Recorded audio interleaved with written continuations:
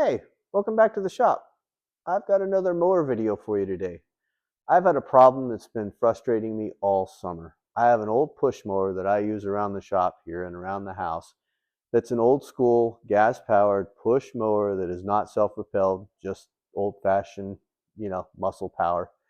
Anyway, it only has the grass chute in the rear, so that you either have to run the bagger all the time or you prop it open and it blows all over you. Frustrating. I've dealt with it all summer, I'm not dealing with it anymore. But I do have an old chassis that has a side chute. Chassis are similar, or decks, whichever you prefer to call them.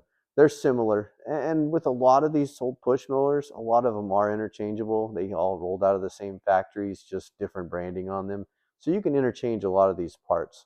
So what we're going to do today is we're going to take the motor off the one I'm currently using it and put it on the old chassis that I have laying around. Anyway, I hope you learned something from it. And if you have any other ideas of things you'd like to see, shoot me a comment, let me know, and we'll get it covered. Anyway, hope you enjoy, and we'll see you later. So the first step, swapping these around, is we're going to go ahead and take off the blade right there. We'll use a small impact for this.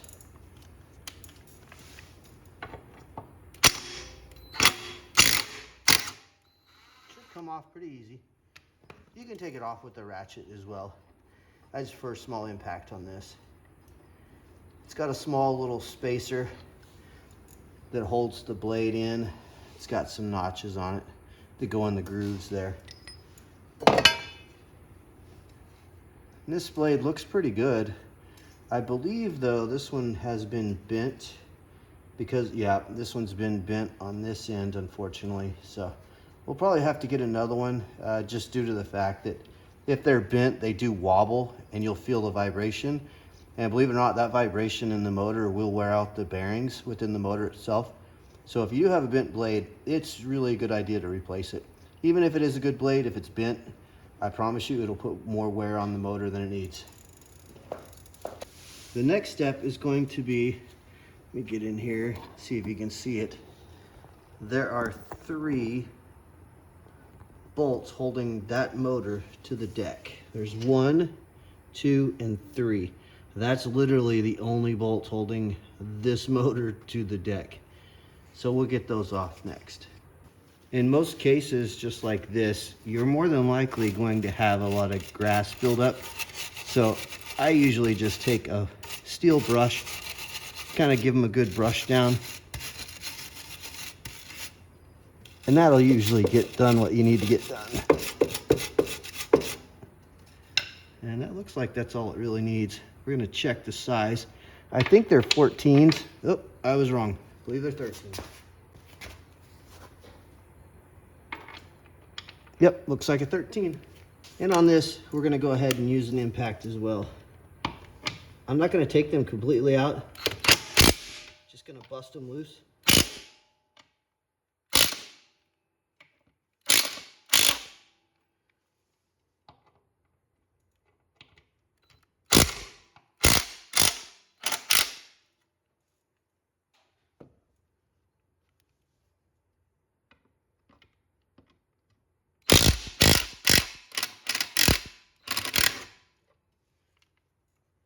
I'm gonna slowly work those out.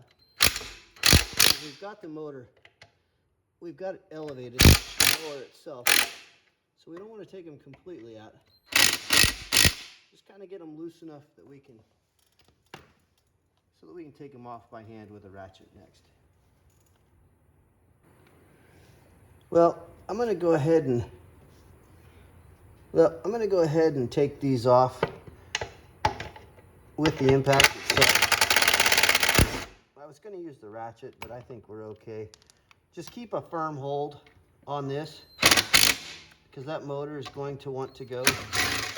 So that last bolt there, try and grab the top of the motor. It will kind of want to fall out on you.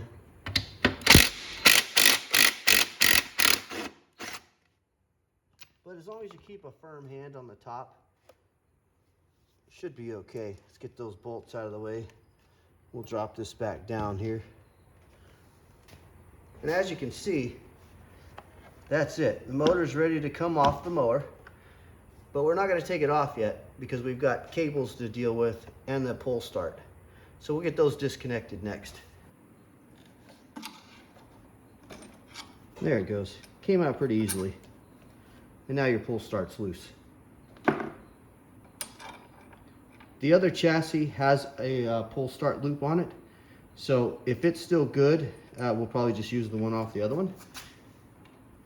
So we're gonna put this one back on this chassis for now. Because you never know. Might run across a situation to where we have a good motor and bad chassis. So. Next is the safety kill switch. So what we're gonna do is to take this out, just push the handle further forward until you get a bunch of slack in there. And then the cable should come out pretty easily. See if I can show you. You just gotta give it a little tug going forward and it should disconnect from you. And there it is. Next step on these kill switches is there should be a little insert. It's a little plastic insert. Same thing, should be able to take a screwdriver. Sometimes they don't want to come out easy. Just be patient, don't break it. Once you get it to a certain point, it's got like a, I don't know how to explain it, like a little hook on it, which kind of holds it in there.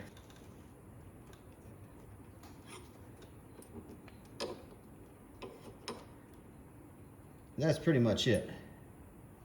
It takes a little finagling, but you can get it out of there. And since we're making this swap, it's a good time to lubricate the cable. I like to use this stuff. It's called Cable Life. It's great for doing little chores like this. You just squirt a little in there, and it'll work its way down in there. Since the motor is pretty much disconnected from the deck, all we got to do is lift it off. What I like to do is I like to take a small tie wrap the starter, pull, and the actual safety connect. I like to kind of tie wrap them together, kind of keep them from going too crazy on you. We've got that motor ready to pull off, so simple thing to do is just lift it off, set it to the side, and it should balance itself there. Then we'll grab the next chassis. Well, we got the next chassis ready to go. All I've got to do is literally set the motor on top of it. The main reason for swapping chassis is the other one did not have a side chute. This one has a side chute, which I love because that way I don't have to bag everything. And if you're like me, you live out in the country, you don't want to be bagging your grass. In city, I totally understand, but out here, we don't need to bag it.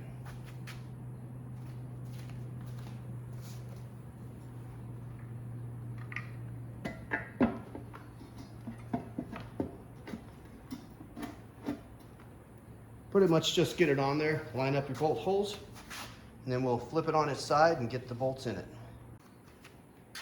Now it can be a little tricky flipping it up on its side to get the bolts in. I tried to hold on to the top of the motor. They're usually not too heavy. Set it on its side. Oh, you can see there it slipped off. Just kind of twist it back on there. And I like to get that first bolt in on the top, which will be, oh, if I get it lined up there, yep. I like to get that bolt in first, since that'll pretty much hold it in place while you get the rest of the bolts in.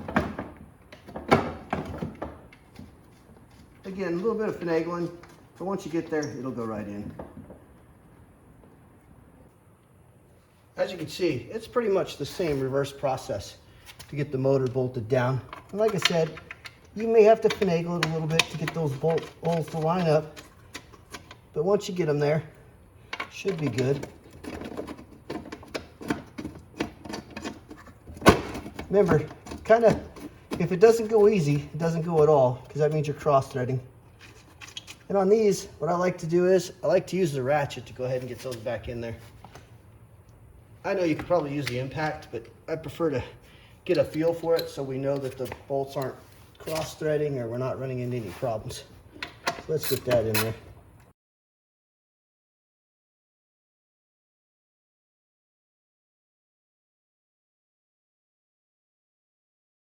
Now most times, blocks on these mowers are aluminum, so that's the main reason.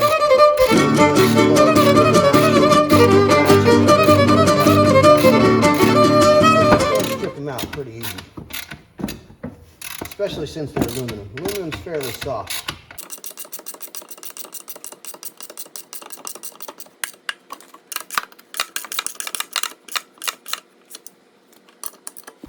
Now, as far as specs on these, I don't know that there probably is a manufacturer's spec on how tight these are. But what I do is I try to get it to where I feel it bottom out and then give it one little bit of a, just a little bit of a, a grunt on it after you get it snugged down, because you'll feel the bolt bottom out. And that's pretty much your stopping point. Just a little snug beyond that, and that's it. Now, of course, whenever you're doing your spring and your fall maintenance, you always want to check those bolts to make sure they're still snug. We're gonna go ahead and cut that tie wrap and get our pull start installed. Now, it may go back in on you a little bit because it is a retractable coil, so you might have to pull it just a little bit. Looks like this starter rope holder is looks pretty loose, so we may be able to, not gonna have to force this one off. See if we can slip that rope in there. Like I said, you might have to pull just a little bit. Oh, perfect. And we'll just get this tightened back up. Kind of see if we can't get it in the right position there.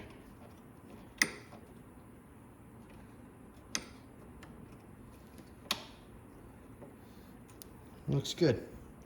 Lined up good. Let's move on to our kill cable. It's reverse order on the cable. Like I said, you want to get this little plastic bit in there first, get it in place, and then you work your way up here to get the cable in itself. Again, same thing, pull forward. Whoop, well, mower went that time. Pull forward as far as you can on that cable. Sometimes it takes a little bit of finagling to get it in there, but we're going to get it in there. So pull that forward as far as you can, slip it in. Once you've got it in there, oh, and that kind of happens sometimes. This little nodule here, sometimes it breaks off. So what you can do is pull forward on it, go ahead and slip it back in there. What we can do is we can put a tie wrap on that to hold it in place.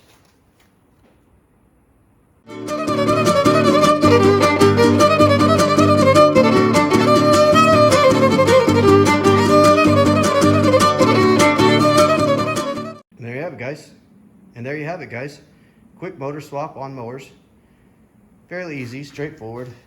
You can always, these parts are pretty much interchangeable on a lot of these old push mowers.